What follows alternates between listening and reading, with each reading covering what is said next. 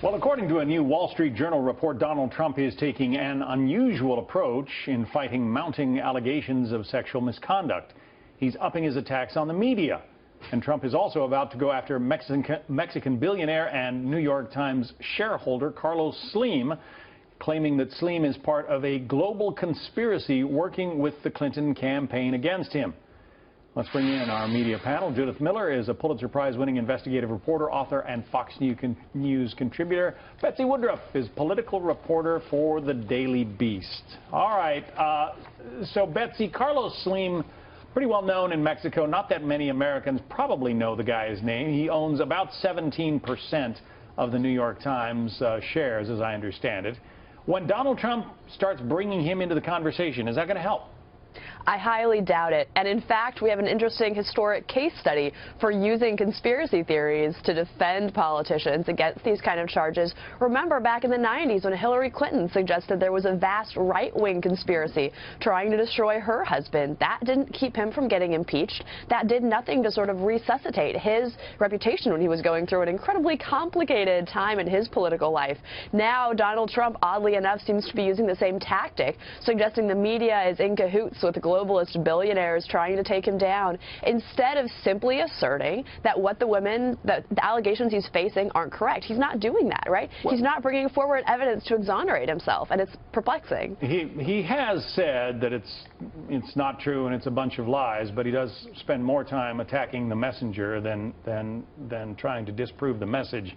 Apparently that is coming.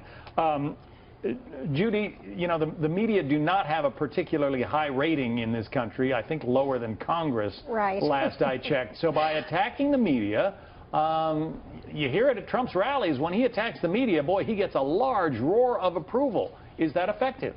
Absolutely, and it's one of the memes of his campaign. It's one of the themes that has driven him to his current success.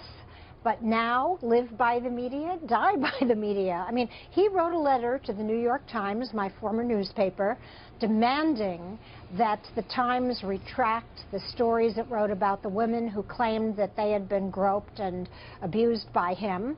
And basically, the New York Times lawyer, in one of the strongest rebuttals I'd ever seen from my former paper, said, basically, bring it on. I mean, we were publishing information that was checked out, that we gave Mr. Trump an opportunity to reply. It is an issue of national importance.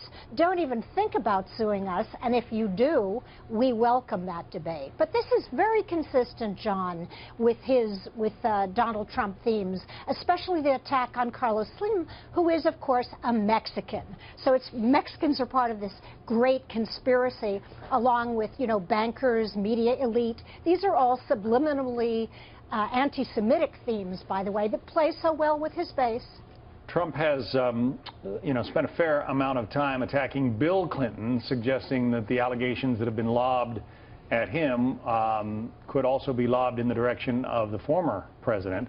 Vice President Joe Biden was asked about that, whether Bill Clinton's past actually matters. Listen. No, it shouldn't matter. Look, I can't make any excuses for Bill Clinton's conduct. And I wouldn't attempt to make any excuses for the conduct. But he paid a price for it. He paid a price. He was impeached. And he expressed his deep sorrow and acknowledged what he did. This guy, as I said, has acknowledged that he has been a sexual predator. He's acknowledged that he's abused his power. And as I said, the textbook definition of what constitutes sexual assault. So, Betsy, does bringing Bill Clinton into the conversation, does that help Trump? You know, I think it's unlikely that it will give him the boost that he needs. Part of the reason for that, of course, is that Trump's running against Hillary Clinton. But then on top of that, the fact is that most Americans already know about what Bill Clinton did in the 90s. They're aware of the Lewinsky scenario. They're aware of the impeachment. It's baked in. The folks who are going to oppose Hillary Clinton because of Bill Clinton's behavior already oppose her. Swing voters who are on the fence know about it, and it's not enough to move them in one direction or the other. And in fact, Republican political operatives have tested out campaign ads and messaging points criticizing Hillary Clinton for standing by Bill Clinton during that whole experience.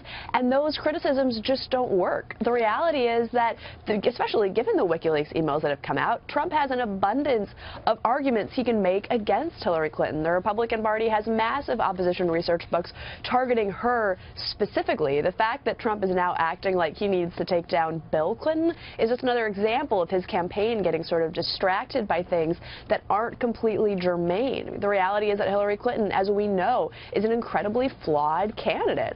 In the emails, we see progressive writers saying, look, she has a major problem here. We saw Neera Tanden, the president of the Center for American Progress, saying that apologies were Hillary Clinton's Achilles heel. Looking into how the Democratic Party talked about her, it's clear there are all sorts of avenues for attack that Republicans can use. Trump deciding to go after Bill Clinton, just from a strategic perspective, probably isn't going to be that effective. The coverage, though, that Trump is getting for some of his statements and speeches versus the coverage that Hillary is getting for the email information that's coming out on WikiLeaks, Judy, not at all even. I just wonder if the press are taking sides, or is Trump's behavior that much more germane or interesting, especially when, given some of the new information that's coming out on the Clinton campaign via WikiLeaks. Well, I have to agree with Betsy. I mean, he has made himself and his conduct the story. He has made his attitude towards women the story.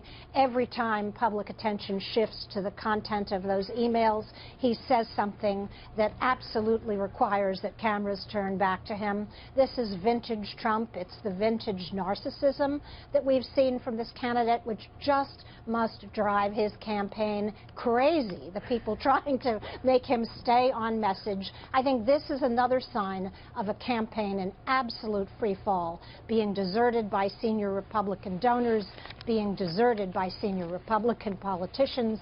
Mr. Trump is on his own, which is where he wants to be, and I don't think it's going to work, but the people will decide. Well, he's not that far behind in the national polls, but we have less than 4 weeks to go. Judy Miller, Betsy Woodruff, thanks. Thanks, John.